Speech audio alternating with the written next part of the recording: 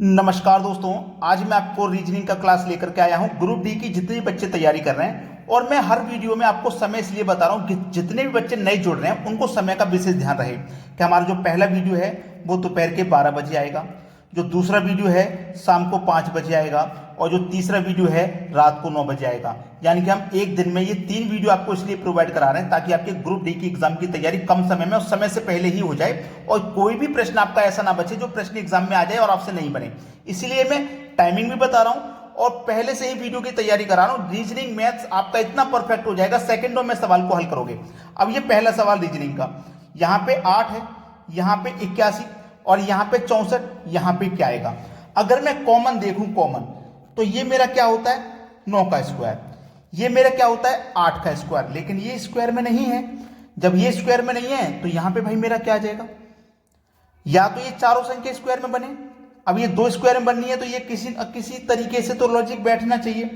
तो मुझे ये पता है कि मेरा ये जो 8 है ये स्क्वायर तो होता नहीं, लेकिन ये 2 का 3 होता है, 2 की पावर 3 होता है, मुझे इतना जरूर पता है। अब जब ये 2 की पावर 3 है, 81 क्या होता है? 3 की पावर 4 होता है। सिंपल सी समझ में आई ना बात? सिंपल सी बात समझ में आ गई तो सब कुछ समझ में आएगा। 64 क्या होता है? 4 की पावर 3, यानी कि 4 का क्यूब भी तो होता है 64।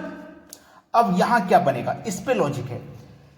2 की पावर 3, 3 की पावर 4, यहां पावर 3 हुई, यहां पे 4, यहां 3, यहां पे 4, यहां 3 तो यहां पे 4 होगी। 2 के बाद में 3 हुआ यानी कि 1 प्लस हुआ, तो 4 के बाद में 5 होगा यानी कि 1 प्लस होगा, और यहां देखो 3 से 4 हुआ तो यहां भी 3 से 4 होगा यानी कि 5 की पावर 4 होगा। और जिन बच्चों को नहीं पता है 5 की पावर 4 का मान क्या होता है, मैं उनको बता देता हूं, 625 होता है।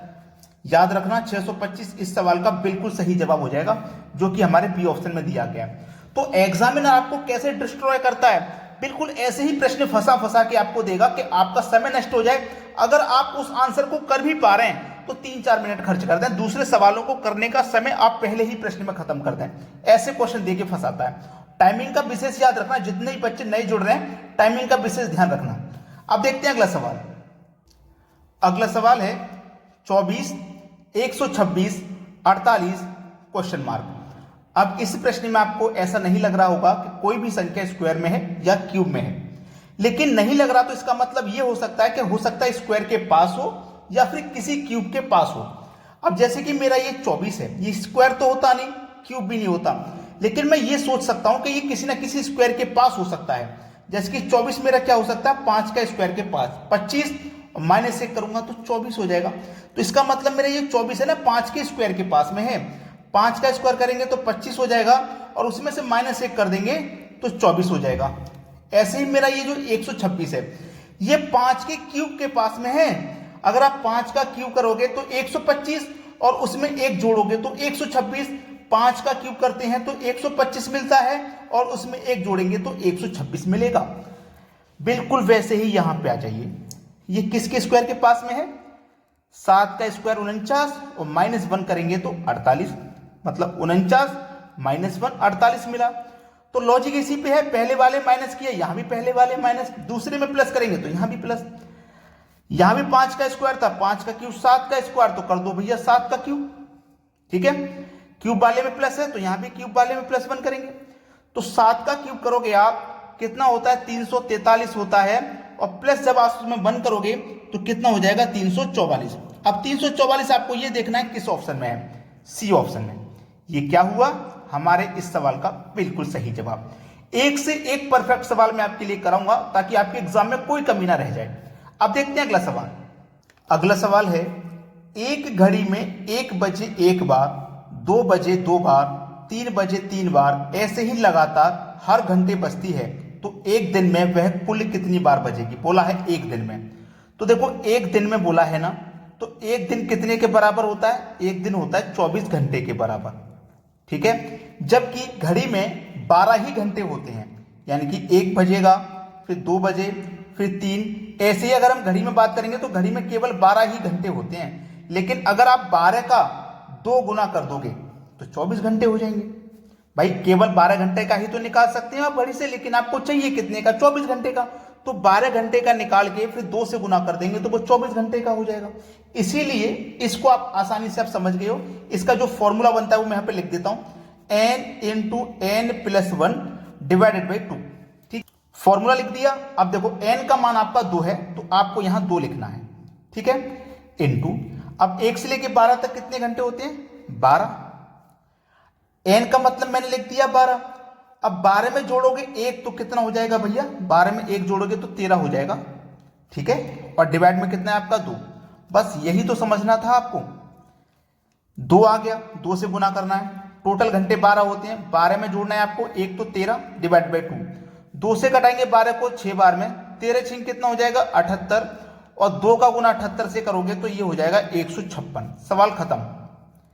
ठीक है, तो कितनी बार बजेगी भाई एक दिन में, यानी कि 24 घंटे में? 156 बार। आपका प्रश्न का बी ऑप्शन बिल्कुल सही जवाब हो जाएगा। अब देखते हैं अगला सवाल। अगला सवाल है, शाम को 4:30 बजे घड़ी के 2 सुइयों के बीच कितने डिग्री का कोण बनेगा? बहुत अच्छा सवाल है। अब मैं आपको एक चीज समझा देता हूं कि 1 मिनट में 6 डिग्री का कोण बनता है, तो इसका मतलब 5 मिनट में 30 डिग्री का कोण बनेगा। अब कोई घड़ी है ये, ठीक है, अब ये कोई घड़ी है, यहां पे घड़ी में 12 बजते हैं, यहां 6, यहां 3, यहां 9, 1 2 4 5 7 8। मैंने समझाने के लिए आपको ऐसे ही टेम्परेली बना लिया। अब उसने बोला 4:30 बजे, तो 4:30 कब बजेंगे? 4:30 जब घंटे की सुई आपकी 4 और 5 के बीच में होगी और मिनट की सुई 6 पे होगी, तभी तो 4:30 बजेंगे भाई, तभी तो 4:30 बजेंगे। तो यहां पे बोला गया है कितने डिग्री का कोण बनेगा, कितने डिग्री का कोण बनेगा ये आपसे बोला गया है। जबकि 1 मिनट में 6 डिग्री का बनता है तो 5 मिनट में कितने का बनेगा? 30 डिग्री का बनेगा। अब 4:30 बजे घड़ी के दोनों सुइयों के बीच कितने डिग्री का कोण बनेगा? तो हमें क्या पता करना है? 4:30 बज रहे हैं तो ये वाला कोण पता करना है। ठीक है, अब ये वाला कोण 5 और 6 के बीच में कितने मिनट हो गए? 5 मिनट। 5 मिनट हो गए मतलब 30 डिग्री का कोण यहां बनेगा। अब देखो 4 और 5 के बीच में आधा है, यानी कि 2.5 है, 2.5 तो ही है भाई। कितना है? 2.5 है। जब 5 में बनेगा 30 तो 2.5 में कितना बनेगा? 15 डिग्री का कोण बनेगा। टोटल कितना हो जाएगा? 7.5 मिनट। तो टोटल 7.5 में 30 और 15 मिलाकर के टोटल 45 डिग्री का कोण नहीं बन जाएगा क्या? ये बताइए, टोटल 45 डिग्री का नहीं बनेगा? बस बन गया। सी ऑप्शन आपके इस सवाल का बिल्कुल सही जवाब हो गया। अब देखते हैं अगला सवाल। अगला प्रश्न है, 3 अलार्म 10, 15, 30 मिनट के अंतराल पर बजते हैं। यदि वे एक साथ सुबह 9 बजे बजते हैं तब वो फिर कितने बजे बजेंगे? देखो, पहला अलार्म 10 बजे बजेगा, दूसरा 15 मिनट के बाद बजेगा और तीसरा 30 मिनट के बाद। अगर हमें तीनों एक साथ बजाने हैं तो इनका हमें एलसीएम लेना होगा। तो 10, 15, 30 का एलसीएम आ जाएगा 30, यानी कि हर 30 मिनट के बाद ये अलार्म एक साथ बजेंगे, हर 30 मिनट के बाद। अब ये सुबह में 9 बजे बजे एक साथ, कब बजे? सुबह में 9 बजे। तो दूसरी बार कब बजेंगे? 30 मिनट के बाद, यानी कि 9:30 पे बजेंगे दोबारा से। पहला ऑप्शन सही है, इसमें तो कोई शिकायत वाली बात ही नहीं है, इसको तो बड़ी आसानी से आप कोई भी कर सकते हो। अब देखते हैं अगला सवाल। अगला सवाल है, ए बी सी ऐसे कथन हैं कि अगर ए तथा बी दोनों सत्य हैं तब सी असत्य है। अगर ए और बी दोनों सत्य होंगे ना, ए प्लस बी, ध्यान रखना, अगर ये दोनों सही हैं तब ही केवल हमारा सी असत्य होगा। ठीक है, ए हमेशा सत्य है ये बोला गया है, ए हमेशा सत्य है।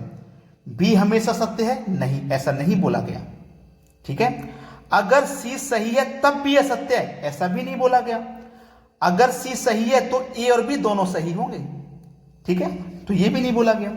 सी हमेशा सत्य नहीं बोला गया, हमेशा सी असत्य बोला गया है जब ए और बी। ठीक है, तो ये भी गलत हो गया। अगर सी असत्य है तब भी सत्य ये बोला गया। अब देखा, अगर सी असत्य है तब हमारे ए और बी सत्य होंगे, तब हमारा बी क्या हो जाएगा? सही हो जाएगा। लेकिन बी हमेशा सही है ऐसा नहीं होगा, बी हमेशा सही है ऐसा नहीं होगा, बी तभी सही होगा जब सी सही नहीं होगा। इसलिए डी ऑप्शन हमारे इस सवाल का बिल्कुल सही जवाब है। तो लाइक और शेयर नहीं रुकने चाहिए भाई, लाइक और शेयर भर भर के आपको करने हैं। ठीक है दोस्तों, धन्यवाद।